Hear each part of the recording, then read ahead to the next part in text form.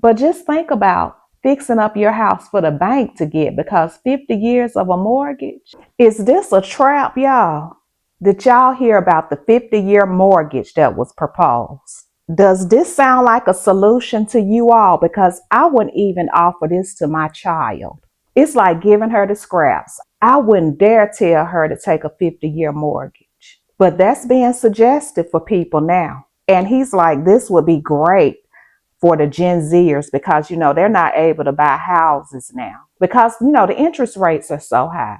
Okay, let's say if you got a $400,000 house, the interest rates right now are so high. By the time you finish paying for that mortgage, it's going to be over $1 million. A 50-year mortgage, come on, you're going to be paying interest for about 20 years. I feel like some people are probably going to take advantage of this because they figure they can live good now, maybe live in the house for a while and then move. Some people are probably going to say, this is a great option for me because I can have somewhere safe to live in a nice neighborhood. I know I'm never going to own the house anyway, but at least I'm going to be safe. And some people might say, I'm going to go ahead and get this property. I know I may not can pay it off, but maybe my children can start paying the mortgage. Y'all already know how children do property when they inherit it. A lot of times when children inherit property, they do not do right by the house. The house starts tearing up. They don't pay the mortgage on the home. They don't cut the grass. They don't do renovations. The bank comes and takes the home. This is the only solution for people right now. People are already having a hard time with a 30-year mortgage. Tell y'all a quick story. Back in the 2000s, you can get a house at 2%, 3%, and 4% interest. Now, interest rates are up to 7%. A lot of people are not buying homes. But back when I got my house, I am just so thankful that I got my house before all of this happened. I remember when I got my house, I was paying maybe like a 3% interest, my first house. Guess how much my mortgage was for an $85,000 house? I was paying like $680 a month, y'all. I could afford that. And let me tell y'all something. My house was nice, y'all. I was balling, y'all. No, not for real. But my house had a garage. It had a deck on the back, a little rose bush. That was my first house, y'all. It had a downstairs man cave that somebody built and hardwood floors. Oh, big kitchen. It had a big window. I can look outside, a lot of yard in the back. The mortgage that I was paying $680 for all of that, it was brick on the side. It was so nice, y'all.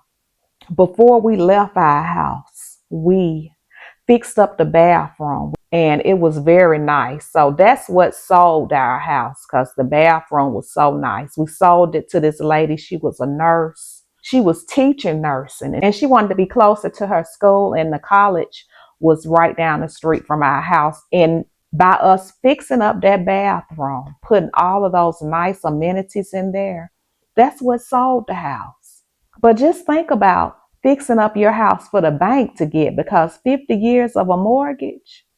And now interest rate, that same house today would be double on top of gas, childcare, inflation, groceries. Y'all know how high things are now. I probably wouldn't even be able to afford that house back then. So it's like they're making it impossible for people to become homeowners. And this is the only thing that they can offer people.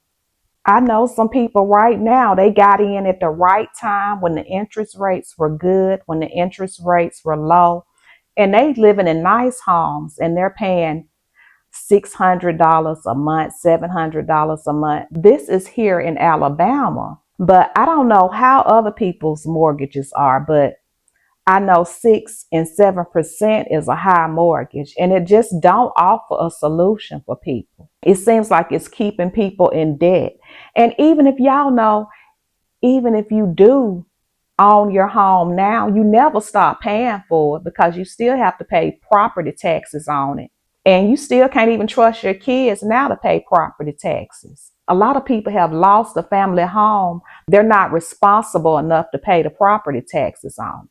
So if you all have a 50-year mortgage, do you think your kids are going to be responsible enough to pay that mortgage? But like I said in the beginning, some people probably don't even care. They like, let me just live good now. I don't care what the future holds.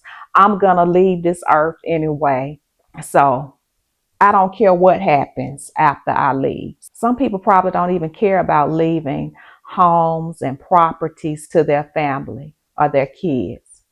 But he's trying to convince the banks to go ahead and do these 50-year mortgages, y'all. Do you all think it's going to work? Would you all want to have a 50-year mortgage? I know one thing, I would not want to invest in a 50-year mortgage. Sometimes you may want to do renovations to your house. Put all the things in there that you want. Put that man cave in there. Get the floors like you want it. Put that deck outside like you want it. You get everything fixed up nice and you're never gonna own it. You fixing it up for the bank. You fixing it up for somebody else. Or maybe you have responsible kids. I don't know. Just think about that.